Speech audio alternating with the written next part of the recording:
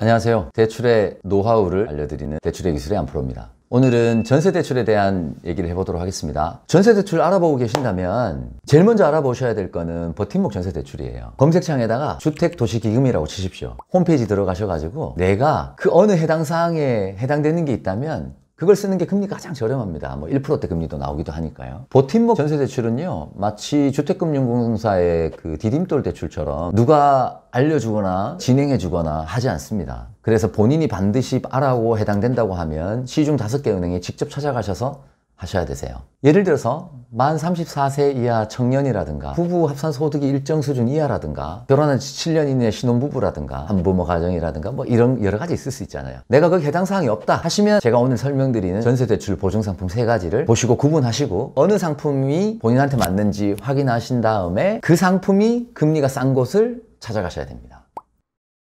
우리가 전세 계약을 하게 되면은요, 부동산 중개업소에서 계약서를 쓰고 이제 대출을 알아보게 되잖아요. 전세 계약을 예를 들어서 3억을 하게 되면 보증금이 3억인데 나는 현금이 1억밖에 없어요. 그러면은 한 2억 정도를 대출을 받아서 해야 되잖아요. 내가 은행에서 대출을 받아요. 그런데 은행은 날 뭘 믿고 3억 중에 보증금 3억 중에 2억을 빌려줄까요? 신용? 소득? 맞습니다. 그런 걸 다 봅니다. 예를 들면 저 안프로가 돈을 빌린다 치고요. 안프로한테 전세대출 2억을 해줬는데 나중에 돈을 못 돌려받으면 안 되기 때문에 누군가의 보증이 필요해요. 근데 이 보증을 해주는 곳들이 여러분들이 들어본 한국주택금융공사, 서울보증보험이 있고요. 주택도시보증공사가 있어요. 크게 이렇게 3가지가 있어요. 이렇게 3가지 보증 전세대출만 있는 건 아니고 여러 가지 보증 그 외에 일반 상품들도 있고 사실 많아요. 그러나 이 보증 전세대출이 금리가 가장 저렴한 편이고요. 대부분은 이 3군데 보증 중에 한 군데를 쓰고 있는 거예요. 맞습니다. 돈은 은행에서 빌려주지만 은행도 나중에 혹시 못 받을까봐 어딘가에 보증을 쓰게 되는 거죠. 그게 주택금융공사냐, 서울보증보험이냐, 주택도시보증공사냐, 이렇게 이제 크게 3군데 중에 한 군데를 보통 쓰게 되는 거예요. 제가 계속 말씀드린 이 보증이라는 게 여러분들이 임대인한테 전세보증금 냈잖아요. 계약 끝나서 돌려받잖아요. 만약 못 돌려받았을 때를 위한 보증이 아니에요. 은행이 나한테 돈을 빌려주고 내가 돈을 안 갚았을 때의 리스크를 은행이 어디서부터 보증을 받느냐인 거예요. 그래서 그 보증사는 안프로, 대출을 쓰는 사람이 리스크가 있는지 없는지, 이 집에 전세 대출을 해주기에 리스크가 있는지 없는지를 판단하는 거죠. 그래서 보증서를 내주면 은행은 저한테 돈을 빌려주게 되는 거고요. 그렇기 때문에 그 보증기간이 정해진 기준대로 대출의 상품이 구분되는 거예요. 그러니까 결국은 은행은 자기 손해는 안 보려고 하는 거죠. 나중에 혹시 못 받더라도 보증해준 곳에서 먼저 돌려받을 수 있는 거거든요. 근데 그러면 뭐 전세대출 받으면 되지 뭐 어디서 보증을 해주느냐 왜 우리가 굳이 알 필요가 있을까요? 알면 도움이 됩니다. 왜냐하면 이 어디에서 보증을 해주냐에 따라서 대출의 조건이 달라져요. 한도도 달라지고요. 어떤 보증사의 대출은 어느 은행이 싸고 달라요 각각. 그래서 내가 전세대출 금리 싼 데를 쓰고 싶다면 나한테 해당하는 상품이 어떤 상품인지 알고 찾아보셔야 좀 더 저렴한 금리를 찾을 수 있는 거예요. 그래서 보증기간 3군데로 나눠서 구분해서 설명을 드리도록 하겠습니다. 중요한 내용이니까 화면을 보면서 설명드리겠습니다. 첫 번째, 주택금융공사 보증상품입니다. 주택신용보증 전세대출이라고 해서 줄여서 주신보라고 흔히 업계에선 부르고 있습니다. 이 상품은요, 일단 보증금이 수도권 기준으로 5억까지만 가능해요. 지방 같은 경우는 3억 이하만 가능합니다. 반대로 얘기하면 내가 전세 계약을 뭐 5억 5천에 했다, 6억에 했다, 이 상품을 쓸 수 없는 거예요. 최고 한도는 보증금의 80%까지긴 하지만 대출 한 건의 최고 금액이 2억 2,200을 넘어서질 못합니다. 그래서 내가 보증금 5억에 서울에 계약을 해서 내가 전세 대출 4억이 필요하다. 그럼 이걸 못 쓰는 거예요. 내가 2억 2,200 안으로만 받아도 된다 하면 이 상품을 쓸 수 있는 거죠. 보증상품이다 보니까 보증료가 있고요. 대출자 부담입니다. 0.06%에서 0.2% 정도. 보증금 크기에 따라서 차등 적용됩니다. 소득은 본인 소득의 약 3.5에서 4.5배 정도까지 대출이 가능하고요.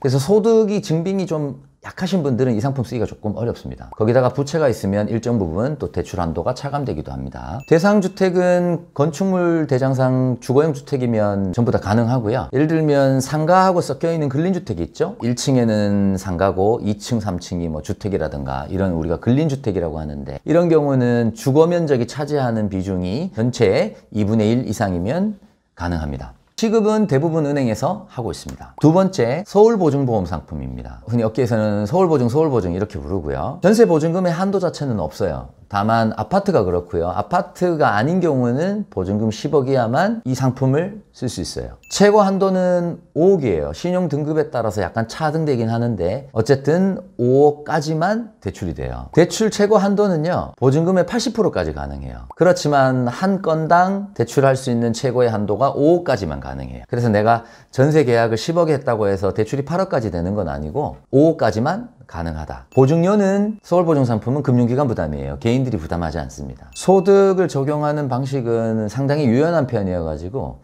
소득 증빙이 잘 안 되시는 분들도 사용하기 용이합니다. 대상주택은 주거용 집합건물만 가능해요. 집합건물이라 하면은 우리가 이런 걸 얘기해요. 아파트나 빌라, 다세대죠? 연립, 도시형 생활주택, 이렇게 하나의 호수가 하나의 주인으로 딱딱 떨어지는 물건, 이런 물건만 취급이 가능합니다.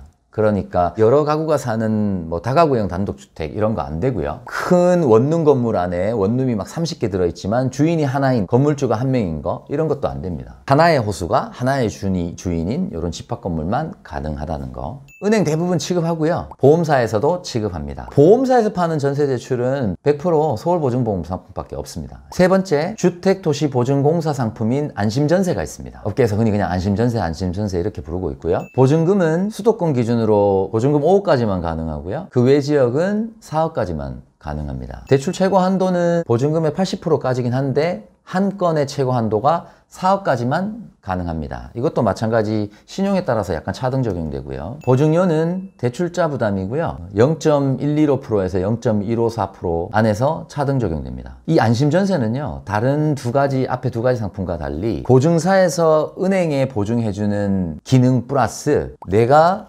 임대인한테 계약 기간이 종료돼서 보증금을 돌려받아야 될 때 만약에 돌려받지 못했을 때에 대한 보증이 있잖아요. 우리가 그런 이제 전세 보증금 반환 보증 뭐 이렇게 부르는데 이 두 가지 기능이 같이 있어요. 그래서 같은 금리라면 돈을 빌려 쓰는 임차인 입장에서는 아무래도 유리하겠죠.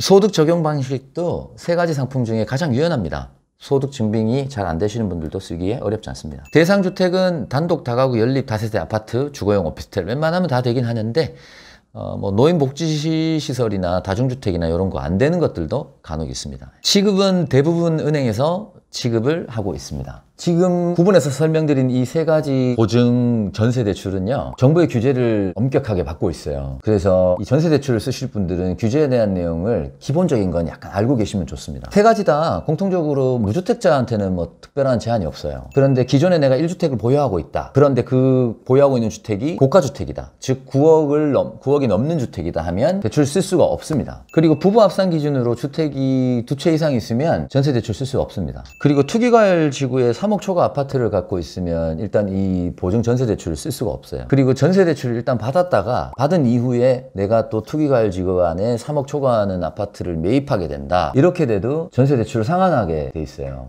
물론 구체적으로 들어가면 좀 복잡합니다만 일단 그 정도 이해하시면 될 것 같아요. 그래서 전세대출 썼다가 나중에 주택을 구매하실 계획이 있는 분들은 반드시 진행하면서 해당 상담사분들, 금융기관하고 자세히 확인하셔서 내가 앞으로 어떤 규제를 받는구나라고 정확히 이해하시고 기억해 두셔야 될 필요가 있습니다.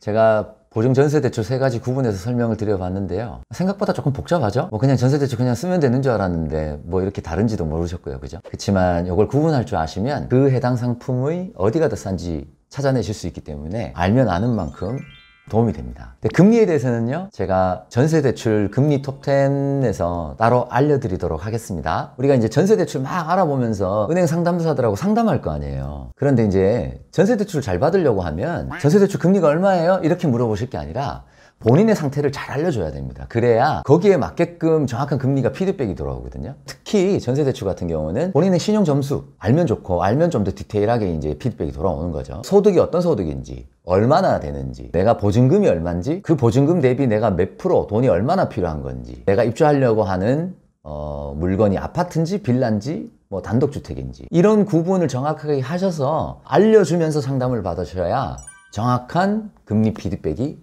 돌아옵니다.